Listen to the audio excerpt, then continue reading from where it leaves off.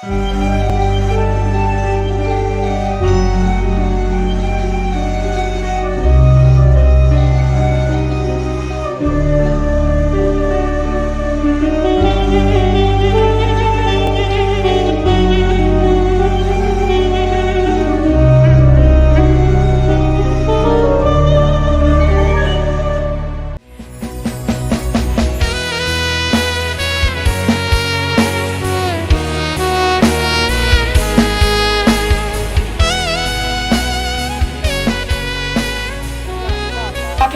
ngerti ya? Kuki sapu netizen.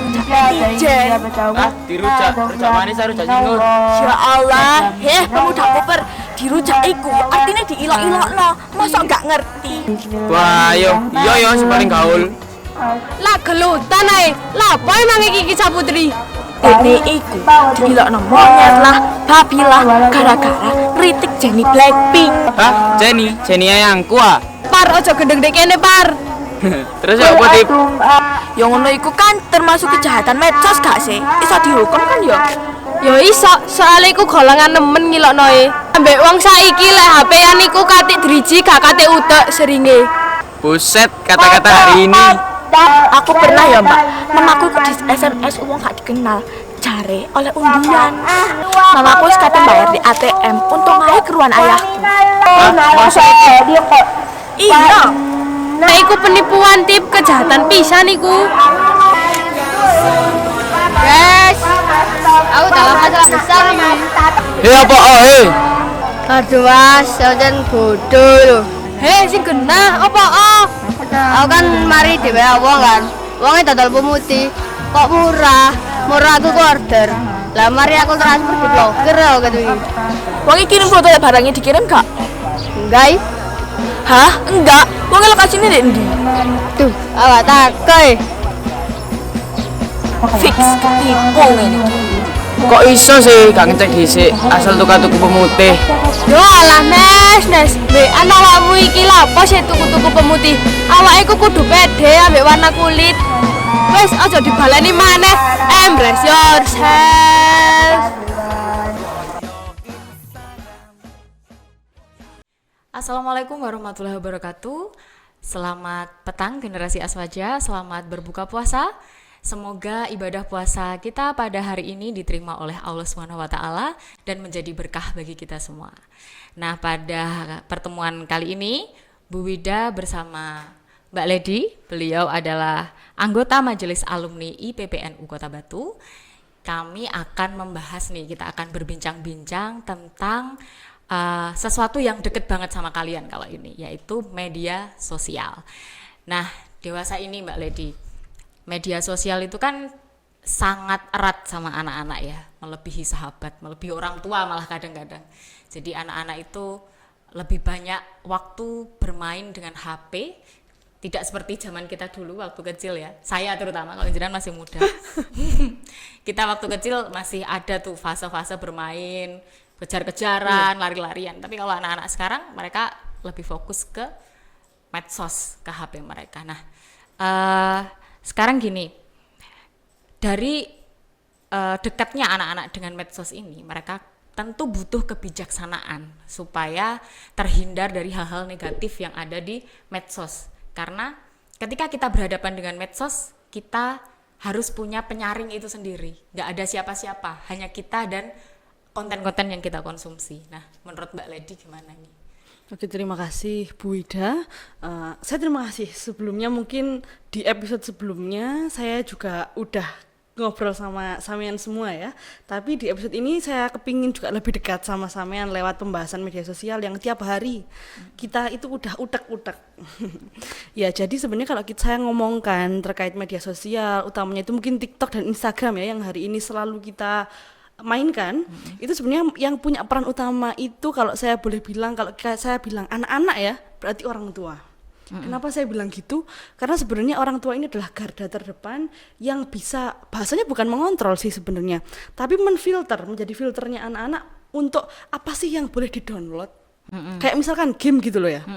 Kayak misalkan apa ya, juga mungkin YouTube kan juga ada YouTube Kids mungkin, tapi kalau usia anak SMP kayaknya nggak mungkin YouTube Kids ya. Mungkin, iya. Tapi mungkin ada aplikasi ya, saya cuma kurang paham terkait aplikasinya apa yang itu sebenarnya aksesnya bisa ke orang tua. Ketika si anak itu masih belum usia 17 katakan, dia jadi ketika mau mengakses suatu aplikasi harus ada izin dari orang tua. Sebenarnya meskipun katakanlah orang tua ini bekerja di kebun katakan, atau sibuk ngapain misalkan nggak ketemu sama anaknya, tetap tahu anaknya ini buka apa sih seharian, misalkan chattingan kah, atau misalkan dia mau download game apa, terus buka TikTok tentang yang bahas tentang apa gitu katakan. Jadi orang tua tahu gitu sebenarnya itu. Jadi nanti mungkin saya sebenarnya kemarin juga baru tahu ketika saya waktu main ke pondoknya Gus Mahbub, beliau mengizinkan anaknya untuk menggunakan menggunakan gadget. Cuma tapi dalam sehari itu dibatasi untuk 4 jam aja, dan anaknya kan semuanya mondok ya, hampir semua mondok.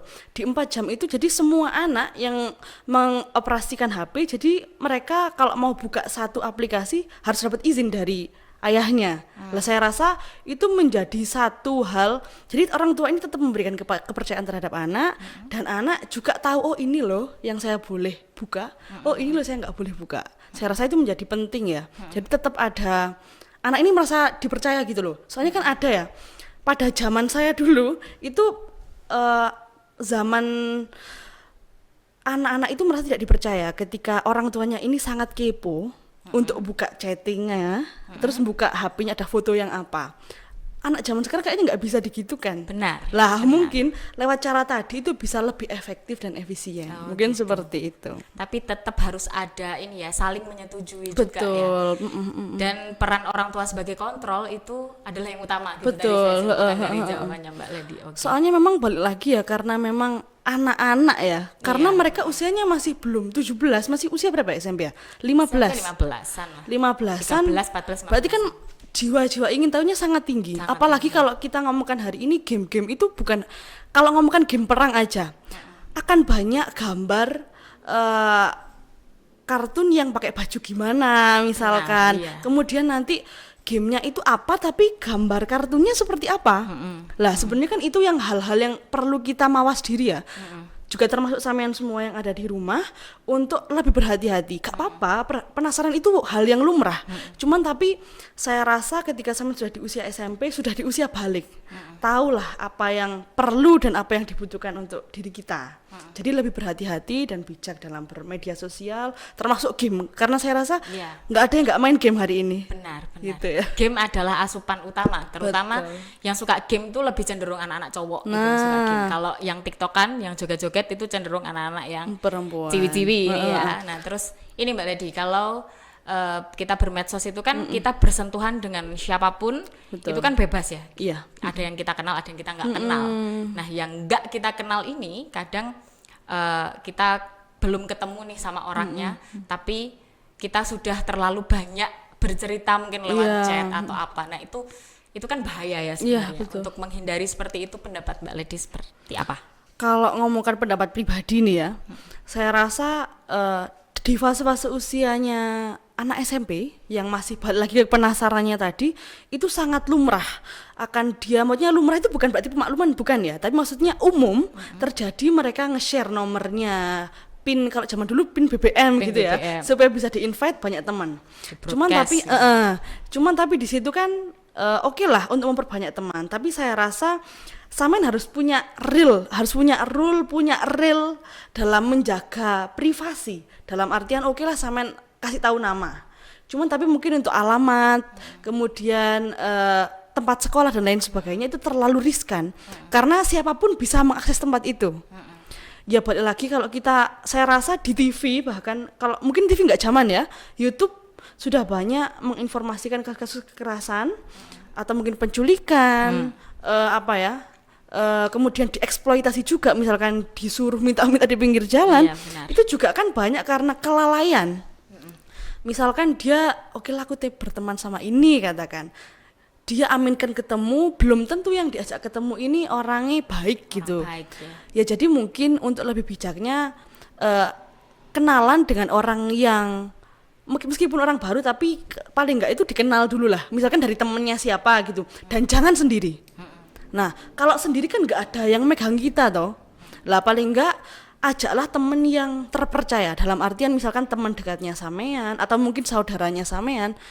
Ya mungkin kalau di usia sampean ini akan ada pikiran aduh cupu sekali ya kalau saya ngajak orang, cuman tapi keamanan itu lebih penting dari segalanya, karena hidup ini nggak bisa diulang, jadi jangan sia-siakan kayak gitu sih. Dan kayak makin hari tuh orang jahat sama orang tega tuh makin banyak nggak sih? Mbak? Nah itu sih Kita di pemberitaan itu kan ya tiap hari ada aja tindak kejahatan, ada saja hal-hal menyimpang yang diberitakan. Itu kan Iya, tandanya dunia ini tidak baik-baik sedemikian, saja. tidak sedemikian ideal gitu. Iya, betul. Jadi itu tadi para pemirsa yang ada di rumah, kita harus berhati-hati, kita harus terus punya pikiran bahwa bisa jadi orang-orang yang kita kenal lewat media sosial itu tidak seperti yang dia gambarkan di medsos gitu. Jadi tetap harus waspada, harus mawas diri, menjaga diri dengan baik, terutama ketika kita bermedsos juga. Terima kasih Mbak Lady untuk ilmu yang luar biasa ini, untuk pengetahuan bagi anak-anak di rumah dan mungkin orang tua juga ada yang menonton. Sekian dulu, kita akan bertemu di episode Jauhar selanjutnya. Terima kasih. Wassalamualaikum warahmatullahi wabarakatuh.